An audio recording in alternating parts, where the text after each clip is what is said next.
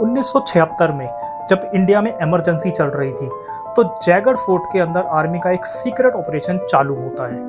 भाइयों और बहनों, राष्ट्रपति जी ने आपातकाल की घोषणा की है।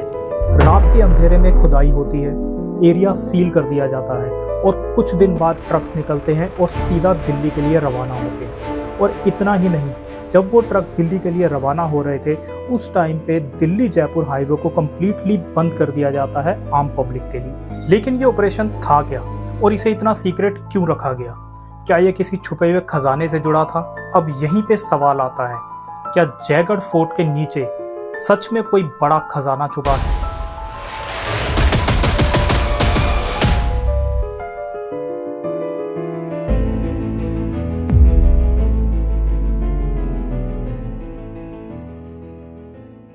जयपुर के ऊपर बना ये जयगढ़ फोर्ट सिर्फ एक टूरिस्ट प्लेस नहीं है, बल्कि इसे बनाया गया था एक मिलिट्री स्ट्रॉन्ग होल्ड के लिए। सवाई जयसिंह ने इसको इस तरीके से डिजाइन किया था कि ये एम्बर फोर्ट को प्रोटेक्ट कर सके, क्योंकि उस समय रॉयल फैमिली एम्बर फोर्ट में रहा करती थी और इसी वजह से जयगढ़ फोर्ट को विक्ट्री फोर्ट भी कहा जाता है। लेकिन लोग कहते हैं इस फोर्ट का एक और काम था, किसी सीक्रेट खजाने की हिफाजत करना।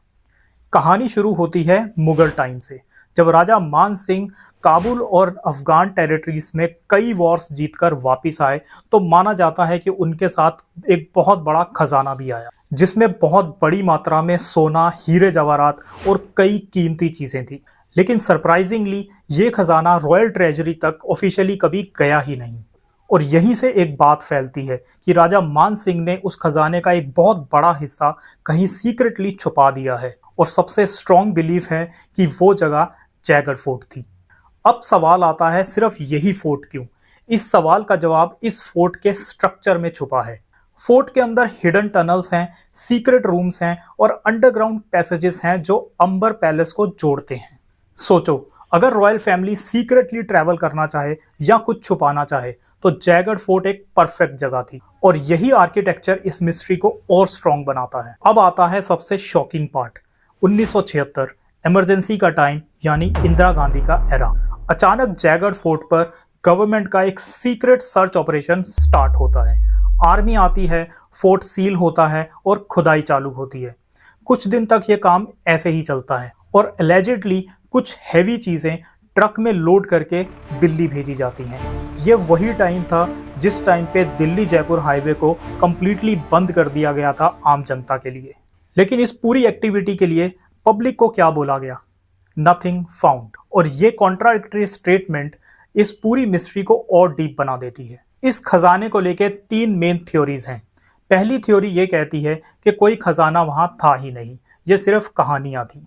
दूसरी थ्योरी कहती है कि गवर्नमेंट को वो खजाना मिला और गवर्नमेंट ने उस खजाने को किसी ऐसी सेफ लोकेशन पे शिफ्ट कर दिया जिसके बारे में किसी को नहीं पता था। और तीसरी थ्योरी कहती है कि खजाना आज भी वहां हिडन है और आज तक किसी को नहीं मिला।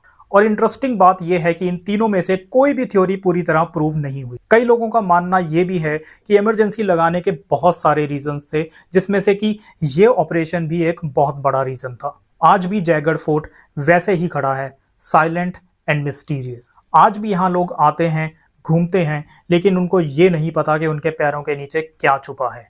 और यही सबसे बड़ा सवाल है, क्या सच में यहाँ खजाना छुपा है या सिर्फ ये एक कहानी है जो generation to generation pass on होती जा रही है? आपको क्या लगता है, क्या वो खजाना अभी भी वहाँ छुपा है या ये सिर्फ एक कहानी थी?